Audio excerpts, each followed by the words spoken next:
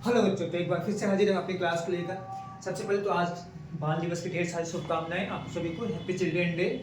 ठीक है, तो आपको पता ही होगा कि चिल्ड्रन डे क्यों मनाते हैं, लेकिन फिर भी हम आपको एक बार बता देते हैं। हमारे देश के पहले प्रधानमंत्री माननीय श्री पंडित जवाहरलाल नेहरू जी का जन्मदिन है। तो उनसे पूछा गया कि आपका जन्मदिन किस याद में मनाया जाए, तो उन्होंने कहा भाई हमें बच्चे बहुत प्यारे हैं। पंडित जवाहरलाल नेहरू जी को बच्चे और गुलाब दो चीज़ बहुत प्यारे थे उनको।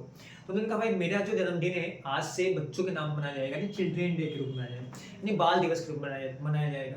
तो उन्हीं की याद में हमारे देश प्रथम प्रधानमंत्री पंडित जवाहरलाल नेहरू जी की याद में ही आज बाल दिवस मनाया जाता है। हर जगह मनाया गया, आपको भी मनाया गया। चलिए, बाल दिवस आई होप कि आपको बहुत अच्छा से आज बीता होगा, क्लासेस दिन पूरी अच्छी बीती होगी स्कूल में। तो आज हम टॉपिक से लेके आए अपना अनिवार्य संस्कृत। बहुत सारे बच्चों को क्वेश्चन होता है कि सर अनिवार्य संस्कृत में क्या क्या पढ़ें, क्या क्या आता है, थोड़ा कंफ्यूजन होता है। देखिए, अनिवार्य संस्कृत टोटल जो आपका आती है लगभग आपका 18 नंबर की पूछी जाती है। ठीक है, आइए देखिए कौन कौन से।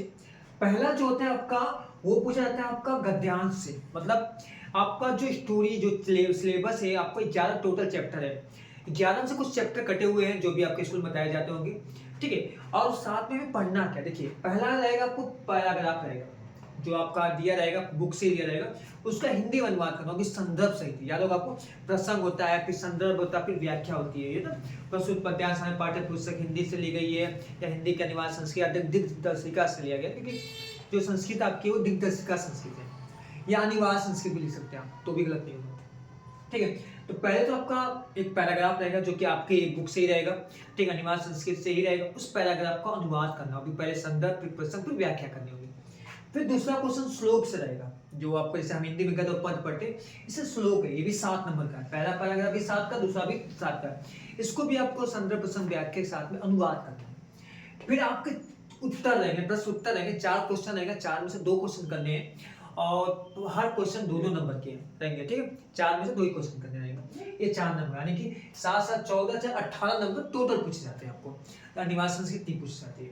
अब भाई कौन कौन से क्वेश्चन इंपॉर्टेंस है, देखिए पहले चैप्टर में राजा भोजस्य वाला, ये राजा भोज वाला जो सुनाया था, जहाँ पे एक राजा भोज नाम के व्यक्ति राजा रहते हैं, जहाँ पे एक ब्राह्मण आते हैं, उनको कैसे कैसे कहानियां या जो भी सुनाते हैं, तो उनके हर वाक्य को वो पैसा देते हैं, मोहन सिक्के देते हैं, या कहानी आपको स्कूल पढ़ाई गई होगी।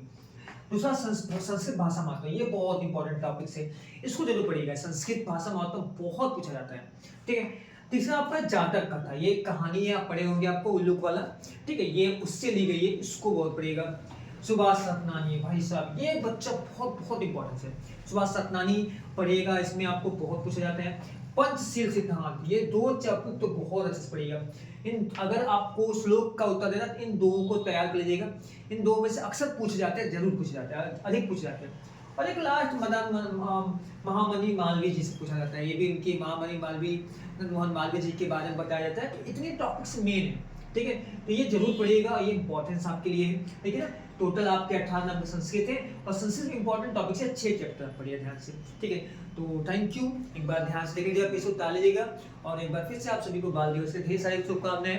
थैंक यू बच्चों, बाय बाय, ध्यान से उतार लीजिएगा। ठीक है।